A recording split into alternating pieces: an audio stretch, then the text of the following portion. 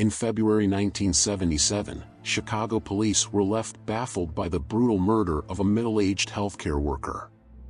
Teresita Basa, a respiratory therapist at Edgewater Hospital, had been found naked, stabbed in the chest with a butcher's knife, set alight and left under a burning mattress in her 15th-floor apartment. Police interviewed family and friends, but came up with no leads as to who might have wanted to kill Basa, a quiet, well-educated, music-loving woman who'd moved to the U.S. from the Philippines more than a decade earlier. One of the few clues was a note in her diary reading, "Get tickets for AS." 6 months into the police investigation, it looked like the case might never be solved. And then came a tip, but it was a strange one. A surgeon, Dr. Jose Chua, claimed that his wife Remy, who also worked as a respiratory therapist at Edgewater Hospital, had been possessed on 3 occasions by Teresita Basa. He said while his wife was possessed, she appeared to be in a trance, and was speaking in Basa's native tongue, Tagalog, a language she was familiar with but rarely spoke.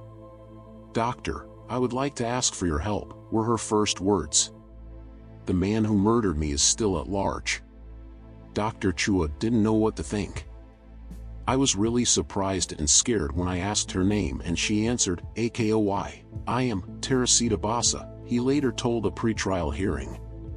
"But she told me I had nothing to be scared of. She was really pleading for me to help solve her murder." Dr. Chua said while Basa possessed his wife, she claimed she had been murdered by a man called Alan Showery, who repaired her TV but then stabbed her and stole her jewelry. Surprisingly, detectives Joseph Stachula and Lee Eplin took the Chuas seriously.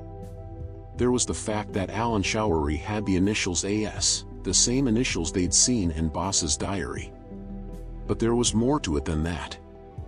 "I talked to pimps, prostitutes, drug addicts in the Belmont area," Detective Stachula said in the book Mysterious Chicago, History at its Coolest by Adam Selzer.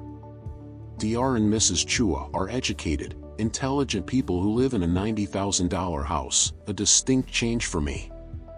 I wanted information on this murder. I listened and acted on what they told me." Showery was known to Chua and to Basa.